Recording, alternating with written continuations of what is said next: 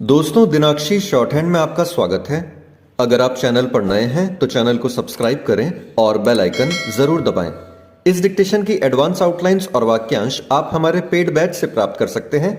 हमारे paid batch में आपको प्रतिदिन सभी डिक्टेशंस की एडवांस आउटलाइंस और वाक्यांश दिए जाते हैं। इसके अलावा कुछ ऐसी डिक्टेशंस जो केवल पेड मेंबर्स को ही प्राप्त होती हैं।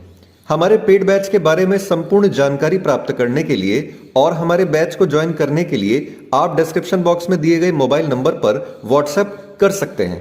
इस डिक्टेशन की डेमो आउटलाइंस आप हमारे टेलीग्राम ग्रुप से प्राप्त कर सकते हैं।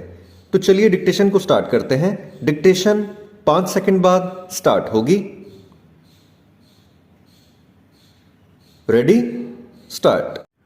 भारत जोड़ो यात्रा को स्थगित करने की सलाह देने वाली केंद्रीय स्वास्थ्य मंत्री मनसुख मांडविया की चिट्ठी को लेकर कांग्रेस जिस तरह आक्रामक रवैया अपनाए हुए है, उससे यह साफ है कि उसने इस चिट्ठी को राजनीतिक रूप से भुनाने का फैसला कर लिया है। कांग्रेस इस चिट्ठी को इस रूप में देख और दिखा रही है कि उसके जरिए भारत जोड़ो यात्रा को रोकने की कोशिश की जा रही है। राहुल गांधी ने बिना लाग लपेट यही रेखांकित किया। उनके अनुसार मोदी सरकार भारत जोड़ो यात्रा से भयभीत हो गई है।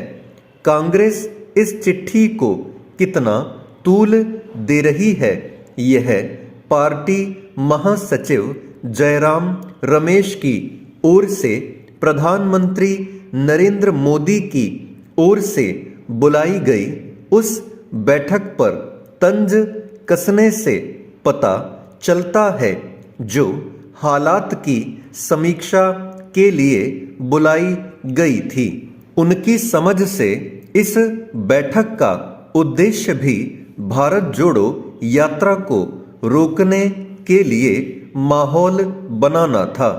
निसंदेह यह कुछ ज्यादा ही हो गया, लेकिन यह भी सही है कि केंद्रीय स्वास्थ्य मंत्री की चिट्ठी ने ही कांग्रेस को यह सब कहने की सुविधा प्रदान की।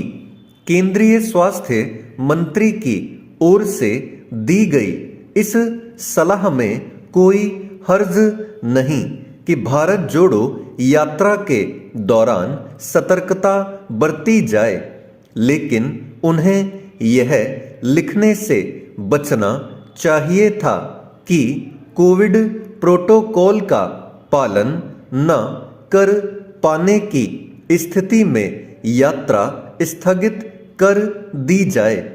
इसलिए और भी क्योंकि उन्होंने ऐसी कोई चिट्ठी देश के विभिन्न हिस्सों में हो रहे राजनीतिक कार्यक्रमों और अन्य आयोजनों को लेकर नहीं लिखी।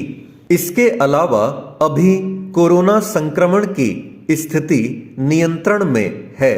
स्पष्ट है कि इस चिट्ठी ने कांग्रेस को बैठे बिठाए एक मुद्दा दे दिया। निसंदेह चीन में कोरोना संक्रमण के चलते जैसे हालात बन गए हैं, वे चिंतित करने वाले हैं, लेकिन यह भी सही है कि भारत में अभी ऐसी स्थिति नहीं कि सार्वजनिक आयोजनों को स्थगित करने की आवश्यकता पड़े। आवश्यकता है तो केवल इसकी कि सतर्कता बढ़ाई जाए, लोगों को कोविड रोधी वैक्सीन की बूस्टर डोज लेने के लिए प्रेरित किया जाए और हर स्तर पर स्वास्थ्य ढांचे की समीक्षा की जाए। यह इसलिए आवश्यक है क्योंकि चीन के साथ जापान, दक्षिण कोरिया और अमेरिका एवं फ्रांस में कोरोना के मामले तेजी के साथ बढ़ रहे हैं। कोरोना संक्रमण के फिर से सिर उठाने की आशंका ऐसा मामला नहीं जिसे लेकर राजनीतिक दल आरोप प्रत्यारोप में उलझें।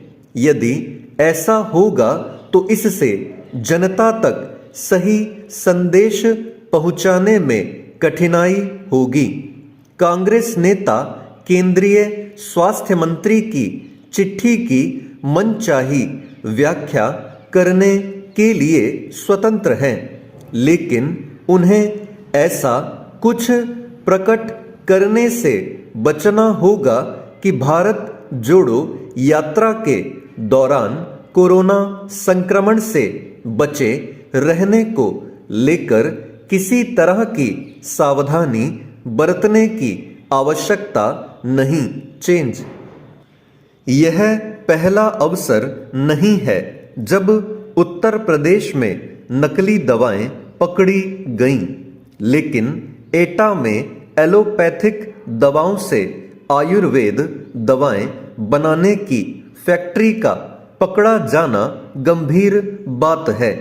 किसी जिले में सुनियोजित ढंग से फैक्ट्री स्थापित करके कोई लंबे समय से नकली दवाओं का कारोबार करे तो यह स्वास्थ्य विभाग और प्रशासन दोनों के लिए चिंताजनक बात है।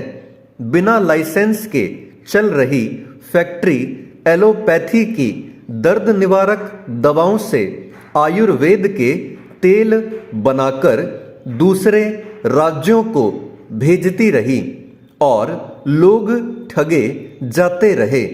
प्रदेश में ही नहीं देश में आयुर्वेद पद्धति पर भरोसा करने वाले बड़ी संख्या में हैं और लोग महंगी दवाएं खरीदने में भी नहीं हिचकते। विशेष तौर पर गठिया जैसे रोगों में आयुर्वेदिक तेल का इस्तेमाल अधिक ही होता है। कुछ दवाएं खाने वाली भी थीं जो पेट में जाकर किस अंग को नुकसान पहुंचाती होंगी कहा नहीं जा सकता। इस तरह की दवाओं से किडनी आदि खराब होने का खतरा भी होता है। ऐसे व्यापारी जो लोगों के जीवन से खिलवाड़ करें वे समाज के दुश्मन हैं और उनके खिलाफ कड़ी से कड़ी कार्रवाई होनी चाहिए। दवाएं मरीजों के लिए न सिर्फ जिंदगी की उम्मीद है बल्कि चिकित्सकों का भरोसा भी उन्हीं पर टिका होता है। दवा यदि बाजार में आ जाती है और चिकित्सक की सलाह पर मरीज असली की जगह नकली दवा खरीद लाता तो लाभ न होने पर उसका विश्वास चिकित्सक से उठने लगता है। नकली दवाओं का कारोबार प्रदेश के चिकित्सा जगत में नासूर की तरह है जो निरंतर फैलता जा रहा है।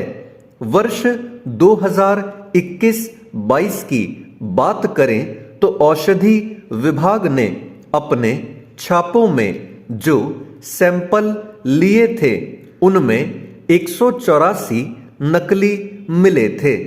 इस साल भी सितंबर माह तक दवाओं के 112 सैंपल नकली मिल चुके हैं।